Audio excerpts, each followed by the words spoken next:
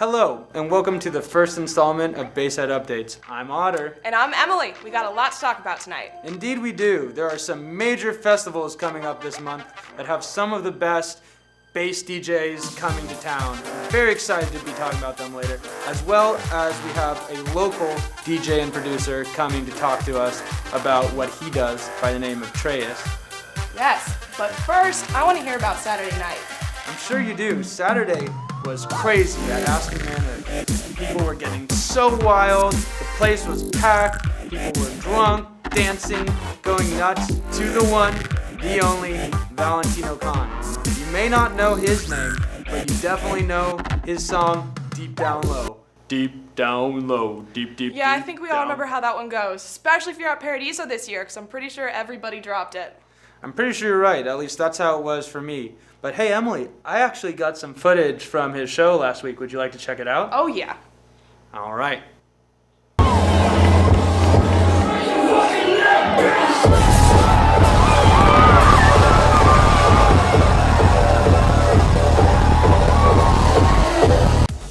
Damn, that looks like a party. I'm so jealous I wasn't there. Well, Emily, you don't have to be too jealous because we have Safe and Sound coming up this weekend. That we do. I've been looking forward to this one since the last one ended. And Emily, I've heard you know the lineup and the order they're going in. Why don't you tell us about it? Yeah, so we've got Terravita, Dotcom, Bro Safari, Datsik, Zomboy, and Excision. Wow, that is a sweet lineup. I'm so excited. I absolutely love Zomboy, and I've seen him a few times now, so I know he's gonna kill it again this time. But I actually haven't seen Datsik yet, so I'm looking forward to that one too. And an artist who I haven't seen, who I'm very excited to see there, is Excision. Yes, he is awesome, folks. Let me tell you, I've been listening to his Shambhala mix so many times. 2015, it is hot. He is still bringing out the heaviest hitting dubstep, and I will be shuffling and starting mosh pits to that. Very excited. As well as a lesser known artist who's going to be there, who I'm excited about, is Dotcom. He is the producer named Chris Comstock, and he just kills it when it comes to trap music, and he has done a recent collab with Kaizo called Take a Picture, which is a combination of trap and hardstyle, and it is sweet. Now there's talk that Chris Comstock is also Marshmallow, and we actually have a picture of Marshmallow with Jaws of what Marshmallow's costume is going to be looking like for Day of the Dead Festival. Let's check it out.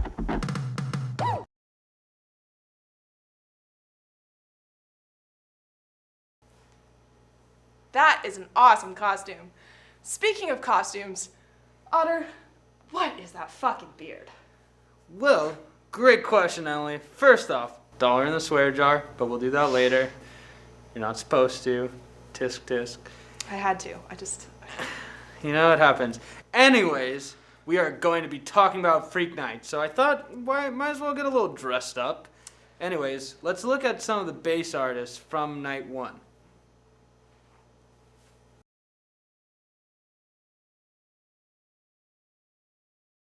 I'm so excited for this lineup.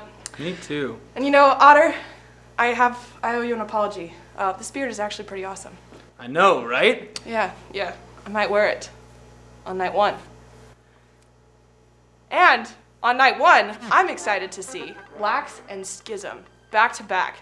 Those two are phenomenal mixers, and the two of them together are just gonna bring it to the next level. A lot of talent right there. Don't miss that set. Yeah, Skism on Never Say Die label, which he started. He is a killer, and Laxx is definitely coming up in the game, and they should definitely kill it together.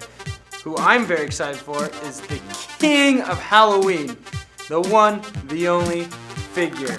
Starting off on his first album ever made, having werewolves and aliens, all the way through Friday the 13th, Freddy Krueger. You know, he's just got a bunch of Halloween mixes, and I'm really excited to see him drop all of that and his remix to This Is Halloween.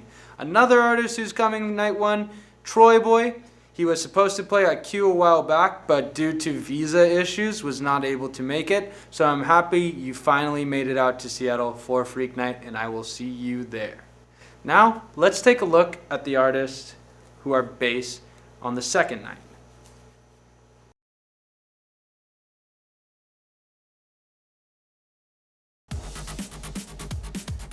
Damn, night 2 is as stacked as night 1.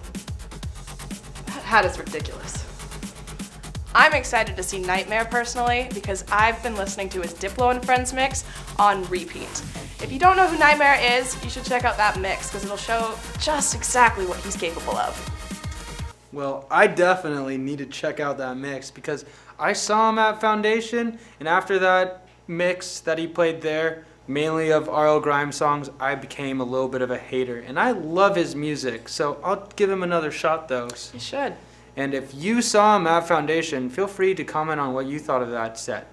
Now, who I'm very excited to see is Dirtyphonics.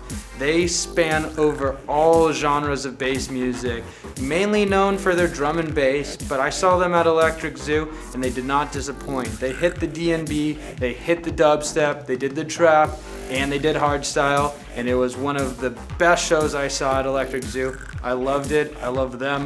Very excited to see them second night. Yeah, me too. It's gonna be a good one. All right, I think it's time we interview Treyis.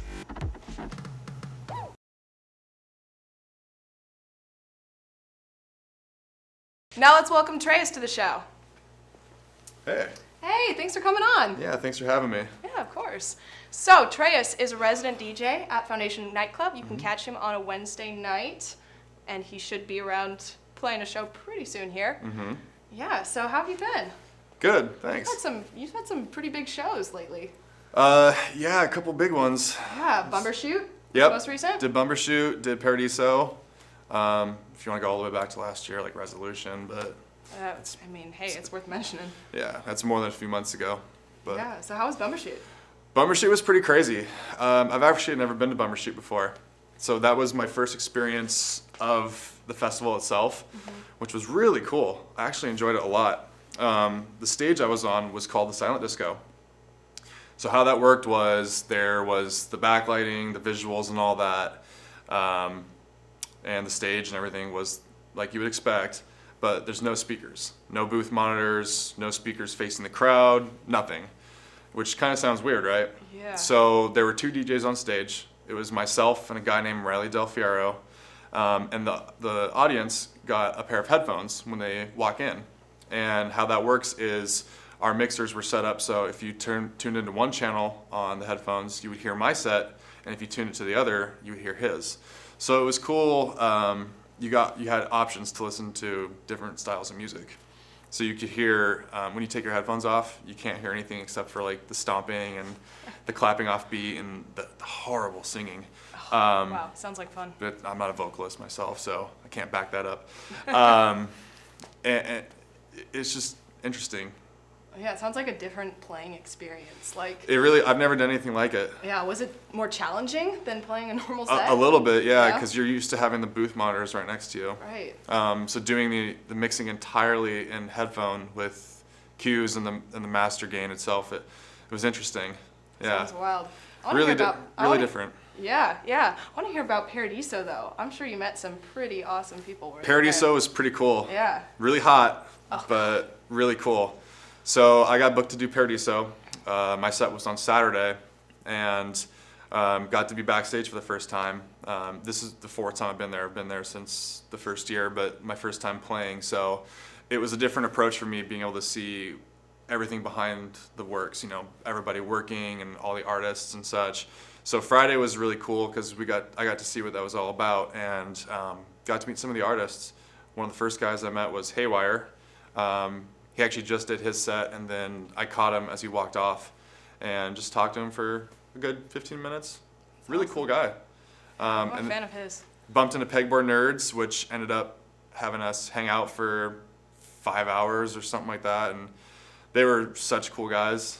Had a lot of really cool stories and moments to share of their lives, and vice versa. You know, got to tell them where I'm at and everything. So that was a lot of fun. Like I was saying, it was really hot. So when I played on Saturday, it was like 105 degrees or something like that. Oh, it was awful. But yeah, that was a really cool experience. Got to meet Skrillex, which was a really big deal for me. He is the reason why I got started into doing electronic music, you're even liking it to begin with. So to meet the guy that got you started with it, it means a lot. Oh yeah. Yeah, it was cool. That's so cool. I would probably freak out if I got to meet Skrillex. Yeah, inside I was like, Yeah, like, just trying to keep it together. yeah, trying to keep it together, but Yeah. the fanboy inside me was losing it. I know how it goes. He's the first artist I heard, the first dubstep artist I heard, and that's what got me into bass music, and it's been that way ever since, huh? Pretty much the same thing for me. Yeah, what got you into producing? So like I was saying, like listening to Skrillex and trickling down, you know, other guys of the bass music field, got me really inspired to figure out, okay, like they're making this stuff and it's at a really high quality, like how do I do it? So I was Googling on forums and all that, trying to figure out what programs and software design or sound design programs that they were using. And so I just kind of found out through forums and word of mouth, grabbed a few of the programs, picked up Ableton, and just kind of opened it, just a blank template, and had no idea what to do. It's very overwhelming because there's just so much to learn. And so for the first couple years, I didn't really do anything with it. I just kind of had the programs and tried figuring it out, and didn't really, so I picked up the programs in like mid 2011, but really didn't do anything with it until late 2012, early 2013, where I started doing the Treyis name and started releasing tracks under that name. And that's where things just kind of picked up. So I've been starting with the whole Treyis thing since about 2013. Yeah, you got some projects in the works? A few, yeah. I've had computer issues, and I'm a dum-dum. Didn't get a backup drive, so I lost a good chunk of all of that, which was heartbreaking. So I'm working on rebuilding everything. I have an EP in the works. All details are to be determined and to be announced at a later time. But yeah, so doing a bunch of personal work. Got a few collabs in the making. Some remixes that aren't official, but having fun with those, and hopefully that they can get to the right hands and get heard by the right people. Yeah. So yeah, always got something that I'm working on, but no release dates yet. Okay. Which I know I kind of suck about releasing music on a steady pace. I need to work on that, but that's all right. Well, where can people keep an eye on you? You can find my Facebook page on, just search Treyis. I think the link is facebook.com/TreyisMusic. If you want to listen to my music, just go to SoundCloud and search for Treyis. The link is also Treyis Music. Facebook, Snapchat, SoundCloud, Twitter, Instagram, all those should be at Treyis Music. So it's pretty simple. Yeah, and we'll go ahead and post some links for you too. So yeah, everybody. It might be confusing to spell, so it's Treis, but we'll have all the information in this blog interview and all that. So we'll get you taken care of. Yeah, you guys have to keep an eye out. He's got some stuff going on. Get stuff released eventually, I promise. Oh yeah, well thank you so much for coming on the show. Yeah, thanks for having me. Yeah, have a good one. All right, thank you guys so much for tuning in. We'll be back again next month.